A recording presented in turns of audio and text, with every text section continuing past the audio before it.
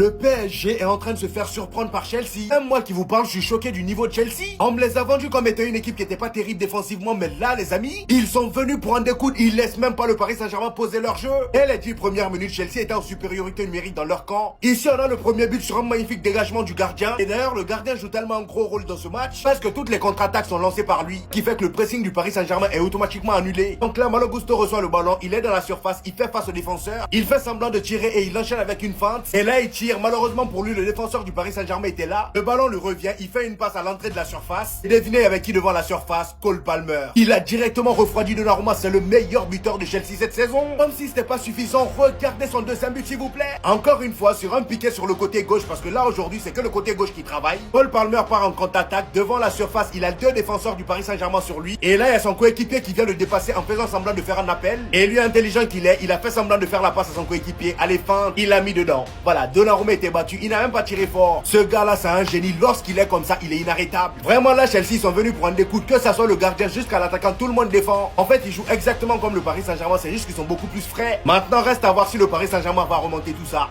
C'était sûr qu'ils allaient se faire punir au bout d'un moment. Et comme par hasard, fallait bien que ce soit lui. Celui qui met des clims avec la célébration clim qui leur fait mal. C'est un des seuls joueurs cette année que j'ai vu de mes propres yeux faire mal au PSG comme ça. Le pied gauche de Cole Palmer ce soir, mais c'était Arjen Robben. C'était Angel Di Maria Prime. On est qu'à la mi-temps, mais il a déjà presque plié le match. Il a déjà presque fait gagner la Coupe du Monde des clubs à Chelsea. Un joueur hyper critiqué. Et même moi je le critique, tout le monde le critique sur les 6 derniers mois. Mais là ce soir, waouh! Le Palmer de d'habitude. Franchement, la première mi-temps que Chelsea a infligé au PSG, j'ai l'impression qu'ils ont tout compris au PSG en fait. T'as l'impression qu'ils ont fait un travail sur le jeu du PSG pour pouvoir le bloquer à 100%. T'as la défense qui défend impeccable. Malo Gusto qui arrête pas de faire des allers-retours. Incroyable. T'as presque tout le 11 qui est bon en fait. Non, vraiment là, pour que le PSG revienne, ça va être vraiment compliqué. Le pire, c'est que t'as Désiré Doué en début de match qui rate une occasion. Mais vraiment, mais ça se rate pas en finale. Chelsea, en plus, beaucoup nous l'ont dit plusieurs fois. Une équipe à pas sous-estimer. C'est vrai qu'il n'y a pas de joueurs, à part Palmer, vraiment des stars de foot, tout ça, mais le collectif, il est bon. Et quand il est bon, attention, ne sous-estimez personne, et surtout en finale. Et dites-vous que Palmer, il met un doublé, Il met un doublé en première mi-temps, et en plus de ça, juste avant, 10 minutes avant, il met une lucarne. Mais le but, il est pas compté. Là, vraiment, il est trop chaud, 10 sur 10 pour l'instant. Donc avec cette compo-là, vous allez me dire que Chelsea va battre le PSG. Je me lance, et je vais vous dire ce que je pense. Pour moi, Chelsea a aucune chance. Ouais, j'avoue, c'est bon, ok, j'ai eu tort. J'ai sous-estimé cette équipe de Chelsea, comme beaucoup ici, et faites pas les mythos. Tout ce que je peux dire, c'est qu'à 3-0 à la mi-temps, je me suis dit, comment je vais faire le débrief? Tiens, je suis là, j'assume, je fais le débrief là parce que je sais que c'est impossible pour le PSG de remonter, quoique cette équipe du PSG, ils sont capables et ils l'ont déjà prouvé. Mais là, je sais pas, j'ai l'impression que cette équipe de Chelsea, tu peux faire ce que tu veux, les mecs, ils sont trop forts, ils ont mis une tactique en place, c'est incroyable. Mais encore une fois, je le dis, ouais, j'ai sous-estimé cette équipe, et le pire du pire, c'est qu'à 3-0 à la mi-temps, et le pire du pire, c'est que c'est mérité, ok? Tout ce que je peux dire, quoi qu'il arrive, et oui, je finirai par ça, c'est que peu importe le score final, le PSG en 2025 restera la meilleure équipe du monde parce qu'ils l'ont prouvé tout au long de cette compétition. Une dinguerie, regardez Luis Enrique.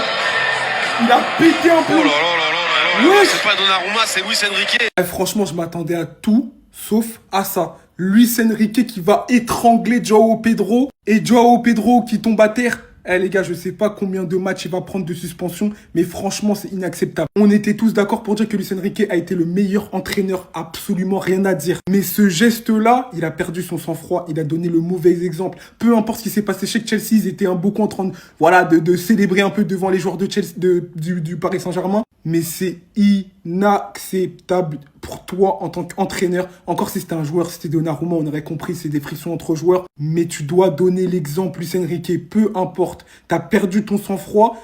Et en plus de ça, pour rien, parce que en plus, il n'y a pas eu de gros scandales. Oui, le carton rouge sur Joao Neves, c'est un peu discutable. Mais au final, Chelsea a été plus fort que le Paris Saint-Germain aujourd'hui. Oui, il y a eu la fatigue. Oui, je pense que les nerfs étaient tendus. Oui, on peut expliquer ce geste. Luis Enrique, on le connaît. Il a rarement l'habitude de perdre son sang-froid. Mais là, en vrai de vrai, il n'y avait aucune utilité d'aller faire ça. Sachant qu'en plus, la Coupe du Monde des clubs, oui, elle compte. C'était important pour le Paris Saint-Germain. Mais vous avez beaucoup plus d'accomplissements que cette compétition. Pour moi, il aurait dû garder son sang-froid. C'était sûr qu'ils allaient se faire punir au bout d'un moment. Et comme par hasard, fallait bien que ce soit lui. Celui qui met des clims avec la célébration clim qui leur fait mal. C'est un des seuls joueurs cette année que j'ai vu de mes propres yeux faire mal au PSG comme ça. Le pied gauche de Cole Palmer ce soir, mais c'était Arjen Robben. C'était Angel Di Maria Prime. On est qu'à la mi-temps, mais il a déjà presque plié le match. Il a déjà presque fait gagner la Coupe du Monde des clubs à Chelsea. Un joueur hyper critiqué. Et même moi je le critique, tout le monde le critique sur les 6 derniers mois. Mais là ce soir, waouh! Le Palmer de d'habitude. Franchement, la première mi-temps que Chelsea a infligé au PSG, j'ai l'impression qu'ils ont tout compris au PSG en fait. T'as l'impression qu'ils ont fait un travail sur le jeu du PSG pour pouvoir le bloquer à 100%. T'as la défense qui défend impeccable. Malo Gusto qui arrête pas de faire des allers-retours. Incroyable. T'as presque tout le 11 qui est bon en fait. Non vraiment là pour que le PSG revienne ça va être vraiment compliqué hein. Le pire c'est que t'as Désiré Doué en début de match qui rate une occasion. Mais vraiment mais ça se rate pas en finale. Chelsea en plus beaucoup nous l'ont dit plusieurs fois. Une équipe à pas sous-estimer. C'est vrai qu'il n'y a pas de joueurs à part Palmer, vraiment des stars de foot, tout ça, mais le collectif, il est bon. Et quand il est bon, attention, ne sous-estimez personne et surtout en finale. Et dites-vous que Palmer, il met un doublé, hein. Il met un doublé en première mi-temps. Et en plus de ça, juste avant, 10 minutes avant, il met une lucarne. Mais le but, il n'est pas compté. Là, vraiment, il est trop chaud, 10 sur 10 pour l'instant. Pardon à tous les supporters de Chelsea. J'avais pas compris, mais au final, ouais. Vous savez, dans le football moderne, l'arme la plus puissante, ce n'est plus les joueurs, mais c'est le pressing. Et seulement le pressing. Aujourd'hui, on a vu une équipe de Chelsea en face pour pouvoir détruire cette équipe du Paris Saint-Germain. Alors oui, pour moi, les joueurs du Paris Saint-Germain étaient épuisés lors de ce match-là. Ça s'est vu au niveau des efforts et pas mal de détails. Mais cette équipe de Chelsea, il faut pas leur enlever tout ce qu'ils ont fait. Notamment grâce à ce gars-là exceptionnel, Cole Palmer. Je l'ai mal fait avec l'accent, pardon. Il était présent sur absolument tous les buts, auteur d'une passe D et double buteur là aujourd'hui. C'est une dinguerie internationale. Gardien tout simplement infranchissable parce que oui, pour remporter des titres, il faut un très bon gardien. Il assoit encore plus sa place de titulaire, il rassure, il capte les ballons lorsqu'il faut les capter. Donc il fait partie très largement des hommes du match pour moi. Si Chelsea a trouvé son attaquant de pointe, Joao Pedro, c'est une dinguerie comme il est trop doux. Vous savez, il a énormément de capacités, comme il s'est décroché pour pouvoir jouer avec ses partenaires, avoir un impact sur le duel aérien, savoir aussi défendre, exercer le pressing. Quand je vous l'ai dit, c'est l'arme la plus importante maintenant en 2025. Si tu ne fais pas de pressing, ton équipe, ce sera de la merde. Aussi un grand monsieur. S'il n'est pas mis en tant que titulaire en équipe de France, je ne comprends pas. Le type, il est exceptionnel, que ce soit défensivement, mais aussi offensivement. Mais là, ce qui m'a impressionné, c'est sa capacité défensive. Surtout qu'il avait un client là aujourd'hui. Kvaratskhelia, on l'a même pas reconnu là aujourd'hui. Alors oui, il y a de la fatigue, il y a tout ça. Mais on va pas retirer le bon match qu'il nous a fait Malo Gusto. En tout cas, victoire entièrement méritée pour Chelsea. Une belle revanche pour Kylian Mbappé. Il doit être avec le sourire là actuellement. Mais sinon, en vrai, ça va toi? En tout cas, on bien, alhamdoulilah. Vous trouvez rien de bizarre dans ce match? Je dis direct, c'est même pas pour trouver des excuses ou je sais pas quoi. Là, je crois qu'il y a un délire de gros billets. Vous voulez savoir pourquoi? Je vais vous expliquer ça. Vous savez que demain, c'est le 14 juillet. Vu que demain, c'est le 14 juillet, l'équipe, ça sent le gros chèque de Macron pour pas qu'on gagne ce match. Parce qu'ils savent très bien que les Champs-Élysées, ça va être un bordel. Ouais, parce que demain soir, c'est le 14 juillet. Vu que c'est le 14 juillet, le Champs-Élysées doit rester extrêmement clean. Vous vous souvenez du dernier match de Paris? Ils ont mis des semaines à tout refaire, à tout nettoyer, à tout faire. Bon, là, t'as vu, il y a tout le monde qui regarde le match là. Vous sentez pas qu'il y a un truc bizarre? Paris, il bat le Bayern, il bat le Real Madrid avec une défense de tonnerre, un jeu inégalable. Et Chelsea qui a battu presque personne. Ils se sont retrouvés en finale, mais ils ont pas eu le Bayern ni le Real Madrid. Donc ça sent le gros chèque. Macron, il a dû appeler le président du club de Paris Saint-Germain. Il a dû lui dire, demain, on a une fête nationale. Je vais te donner des milliards juste pour pas que Paris Saint-Germain gagne et que Paris reste propre pour la fête nationale. C'est la chose la plus logique que Paris n'a jamais joué un match comme ça avec des occasions de malade et aucune finition, aucune réactivité dans la défense. Et c'est comme s'ils ont baissé les bras. C'est même pas un truc de mauvaise foi, c'est que c'est la suite extrêmement logique pour que la ville de Paris reste complètement propre. Comment vous avez pu me faire ça, le Paris Saint-Germain? Comment? Vous avez battu tout le monde, toute la première ligue, la seule équipe, je vous ai demandé de battre la seule équipe, Chelsea. Vous vous faites Djoufara, en plus avec la manière, hein. C'est même pas comme s'ils avaient volé leur victoire à un but de chance, non. Savoir reconnaître et être fair play. Bravo à Chelsea, une performance exceptionnelle. A commencer par Cole Palmer, l'homme des finales. Ce mec en finale, il est tellement froid, il a de la glace Häagen-Dazs. Non, même pas Ben & Jerry dans les veines. Il ne tremble pas, il faisait des passes au filet. Il frappait, il faisait des passes au filet. En fait, les filets disaient, je suis là. Il réceptionnait la balle. Il a tellement climatisé jusqu'à chez moi, là. J'ai froid. Alors que c'est l'été, c'est la canicule, j'ai froid. Ici, sur ce but, il est pas attaqué, entrée de surface, but. On se dit, bon, vas-y, Paris, la deuxième fois, ils vont pas faire la même erreur. Deuxième, il fait une feinte, il se sert de l'appel. Vitinha, il part à Madagascar. Voilà, sur la côte. Voilà, je sais pas, il était en train de siroter une coco. Beraldo, lui, il est tellement loin de Palmer, peut-être qu'il avait un genou no marquage, je sais pas, on n'est pas au courant. Palmer récidive, but. Derrière, il fait une merveilleuse passe pour Joao Pedro. Dans l'intervalle, but encore.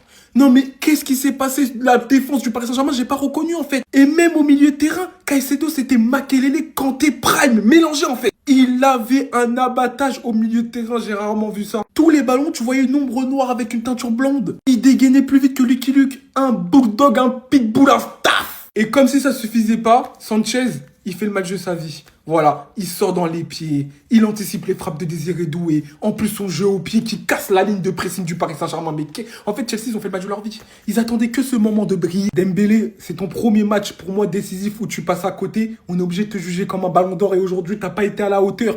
Mais ça a été un marasme collectif à l'image de Nuno Mendes. Je l'ai rarement vu autant en difficulté cette saison. Il a pocket tout le monde. Mais il a fallu Palmer. Il a fallu Palmer en fait. Pour en finir. Non les gars, je suis choqué, j'ai pas les mots. Aujourd'hui, le Paris Saint-Germain, c'était Chelsea. Chelsea, c'était le Paris Saint-Germain de ces dernières semaines. Parce que j'ai pas compris en fait. Non, ils m'ont tué, j'étais en hate watch. Vous m'avez tué, Paris. Un seul être vous manque et tout est dépeuplé. Mon jumeau n'était pas là. Mon jumeau n'était pas là. Anthony Taylor a saboté le Paris Saint-Germain. Je pense que ça n'aurait pas été le même match. Beraldo, respect. Face au Real, c'était fort. Face au Real, c'était fort, mais face à Chelsea, non.